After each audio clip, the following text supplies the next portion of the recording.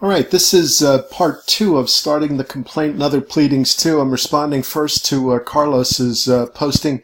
Carlos really asks, I think, two questions. One, what if you have a claim against someone and you don't know their name? And two, what if you have a claim against someone and you can't locate them? If the first part, that is, you don't know their name, but you have others in the case, then that's how we use the designation of John Doe or Jane Doe usually, if a person exists in a scenario and we don't know their name. If you don't know their name whatsoever, I think you probably shouldn't file the case. In other words, complaint against John Doe is probably not going to lead you anywhere. But if it got close to the statute of limitations and you had no choice, I would do it. I would file the complaint as normal, but I would just name John Doe and continue the investigation. Eventually, if you can't locate the identity of that person, you're not going to be able to make a claim against them. With respect to someone whose address you don't know, you can still list them as named in the complaint, and then you can try and get help from the court by a motion to approve service of process. So you don't always have to serve people physically with the documents. You may be able to publish them in a newspaper. You may be able to send them by mail. If it deals with a property, you may be able to tape the papers to the front door. So there are some avenues that way, but those would be your two most likely remedies. Gabby asks, time limit 30 days for counter replies. I believe 20 days is the number, but it's in the rules. Check that if you would.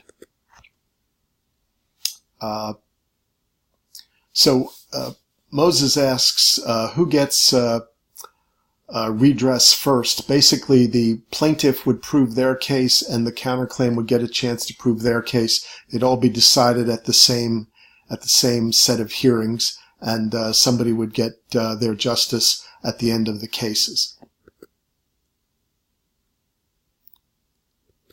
I answered a similar question to Colleen's before.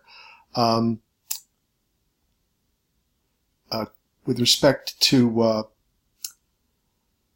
Andrea's question, basically you are required, any time a piece of litigation is centered upon a written document, usually a contract, yes, you have a duty to attach that contract to the complaint. And if you didn't, and you had a copy of it, the other side could file a preliminary objection to ask that you're forced to either attach the complaint, attach the contract, or ask that your case would be dismissed. So yes, if you have a contract between the parties, you have to attach it.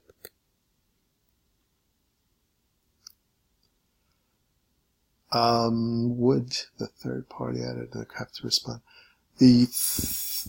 I think I'm going to skip Sorbel's question at the moment, because in another day or two we're going to get into a little more about cross claims, and at that point, if I have not answered your question, Sorbel, please remind me.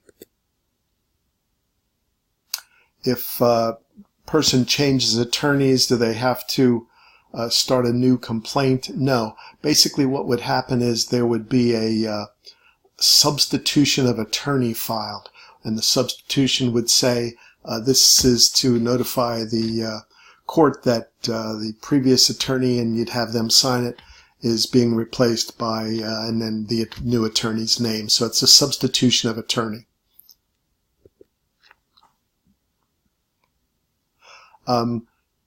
TexRay asks about whether or not you would always list an employee and the company they work for.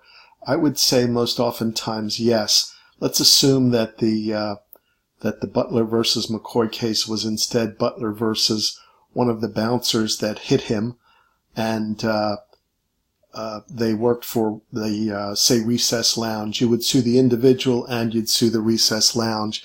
Recess Lounge, your theory of liability would be they didn't have a capable, competent security guard, so that would be your answer.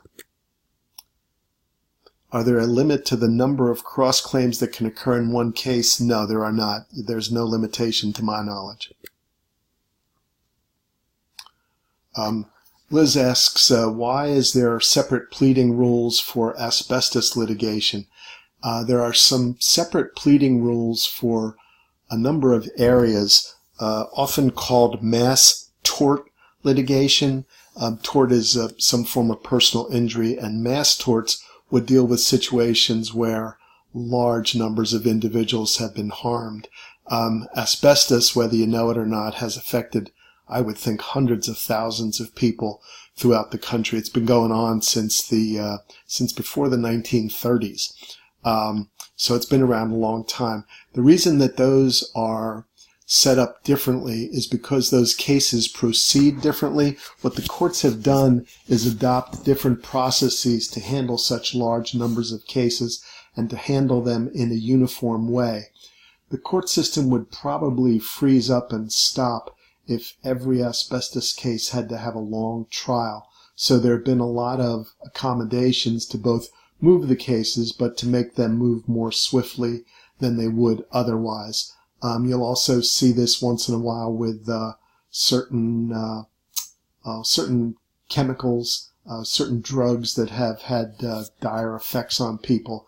Those will be used in what we also call mass tort litigation.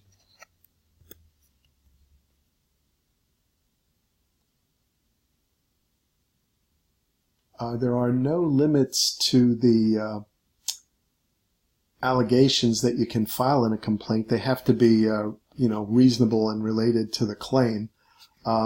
If a defendant's out of the country when a complaint is served, if it's served upon them personally, that would start the time limit time to run for you to answer. If you're out of the country, you get, I think, 35 days. And if it was served upon a family member over the age of, I believe, 14 at your home, then the time limit would start immediately. So being out of the country isn't going to protect you necessarily. If pleading isn't in the format required, it may be that they will not file your complaint. By format, I mean those basic rules that we've already worked on. That is, they'd have to be in numbered paragraphs. They'd have to be on white paper, 8.5 by 11, all those things. If it wasn't in those, I believe it could not be filed. If in paragraph 14 you don't have the language quite the way that somebody in the Office of Judicial Records thinks it should be, they still have to file it. It would have to be a major violation of the rules for it not to be filed.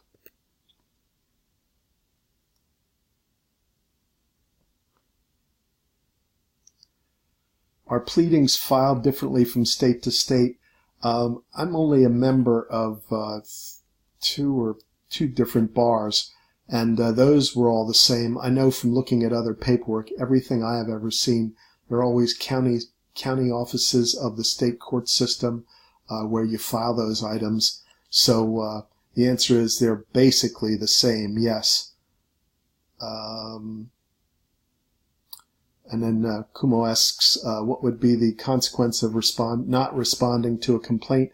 That would be a default judgment. That is, the plaintiff would get everything they've asked for in the complaint.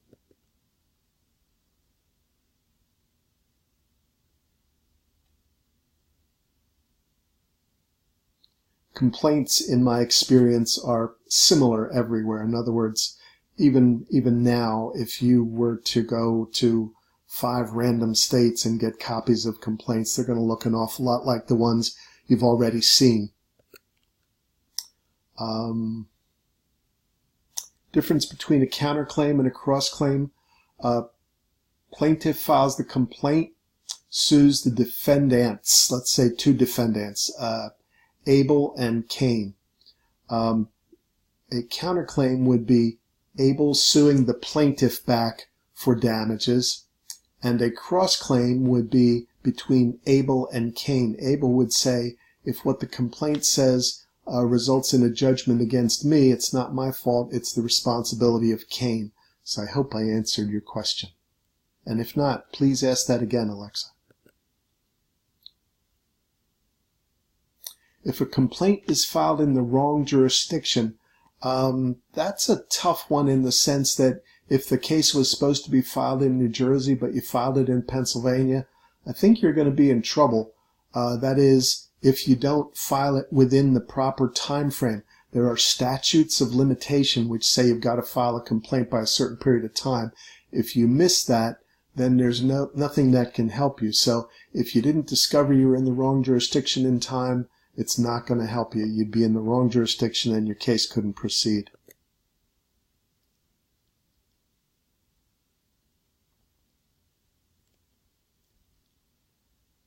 And I'm waiting for Richard's comment to fill in. Let's see if I'm going to get that. Here we go. Let's see if we can get that back.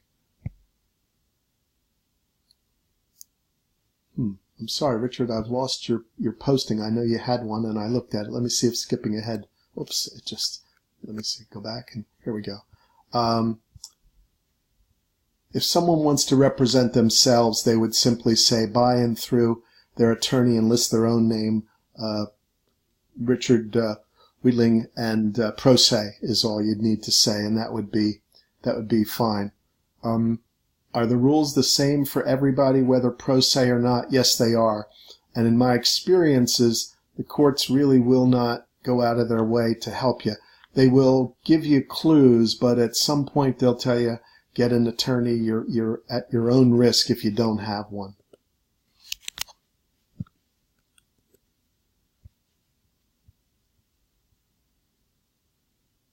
This is Amanda's question was the question of the day.